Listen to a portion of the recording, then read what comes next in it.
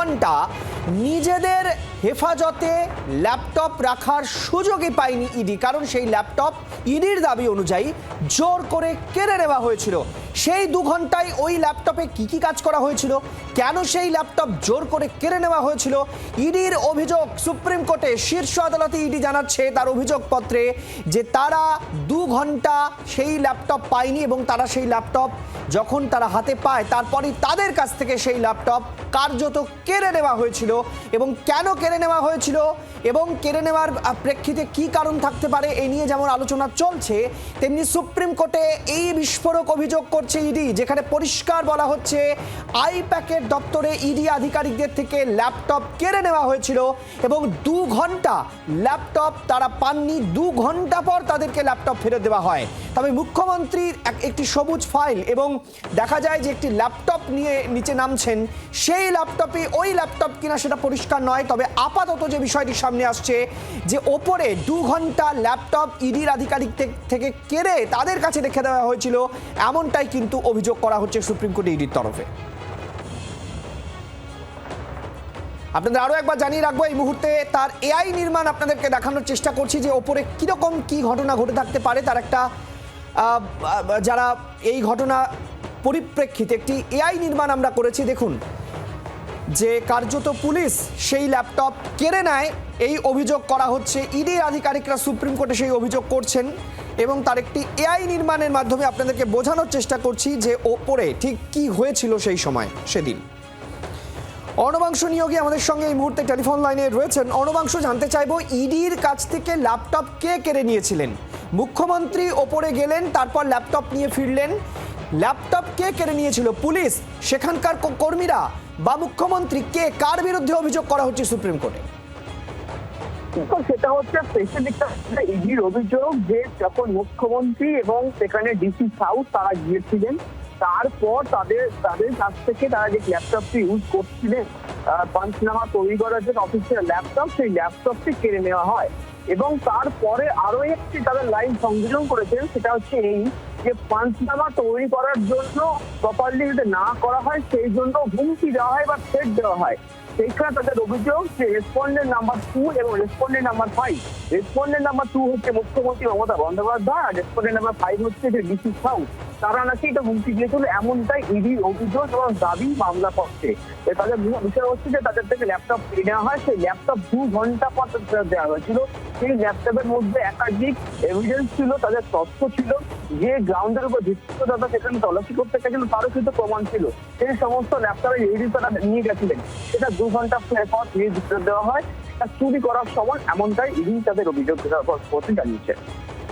ধন্যবাদ অর্ণবাংশ আমাদের সঙ্গে থাকার জন্য।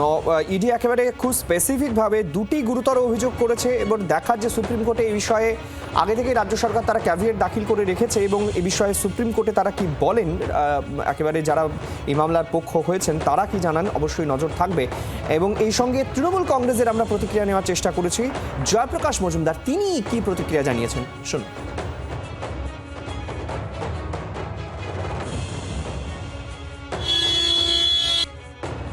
শুনুন, ইডি কি বললো না বললো সেটা তো দেখা হবে, শুনানি হবে, তখন জানা যাবে। 6:30টায় ঢুকেছিল, মমতা বন্দ্যোপাধ্যায় গেছেন যখন 10:30 11টা বাজে, আপনাদের সময় আপনারাও মিলিয়ে দেখতে পারেন।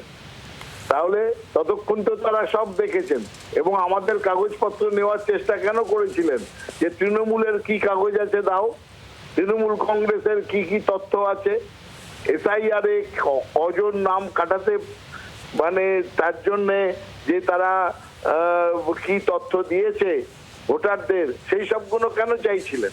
তারা কি ইলেকশন কমিশনের লোক?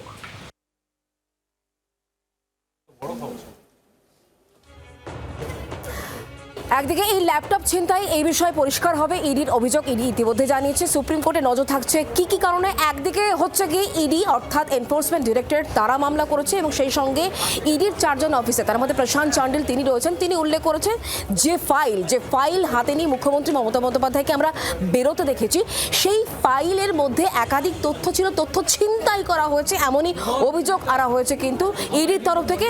এই যে মামলা, সেই মামলায় মুখ্যমন্ত্রী মমতা বন্দ্যোপাধ্যায়কেও পক্ষ করা হয়েছে। জানিয়েছে। ইডির কি বক্তব্য? ইডি বলছে এই মুহূর্তে পুলিশ যে তদন্ত করছে সেই তদন্তে যাতে স্টে অর্ডার দেওয়া হয় এবং এই গোটা ঘটনা যেভাবে তথ্য নিয়ে নেওয়া হয়েছে, ছিনিয়ে নেওয়া হয়েছে, মুখ্যমন্ত্রী মমতা বন্দ্যোপাধ্যায় আসেন এবং প্রশাসনিক একাধিক কর্তা ব্যক্তিরা আসেন, সেই জায়গা থেকেই কিন্তু তদন্ত কোথাও কি বাধাপ্রাপ্ত হয়েছে। সেই জায়গাতেই ইডি বলছে যে এই গোটা ঘটনা পেছনে যে উদ্দেশ্য রয়েছে তা খুঁজে দেখা দরকার এবং সে কারণেই সিবিআই তদন্তের প্রয়োজন, এই কথাই কিন্তু ইডি সুপ্রিম কোর্টে জানাচ্ছে। আর গোটা ঘটনাকে কেন্দ্র করে রাজনৈতিক তরজাও চলছে, ঠিক কে কি বলছেন শোনাবো।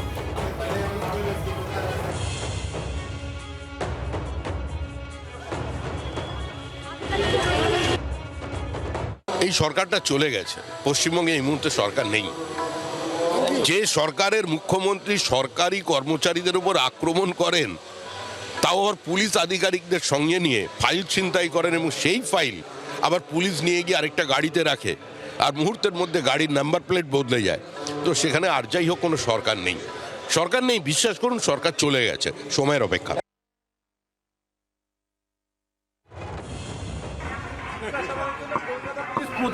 কলকাতা পুলিশ নিজেই ফেঁসে বসে আছে। একটু আগেই আমি পেয়েছি ইডি সুপ্রিম কোর্টে কেস ফাইল করেছে পশ্চিমবঙ্গ সরকার এবং স্বরাষ্ট্র দপ্তর, পুলিশ দপ্তরের বিরুদ্ধে। মনোজ বার্মা, রাজীব কুমার ব্যাগটা গোছান।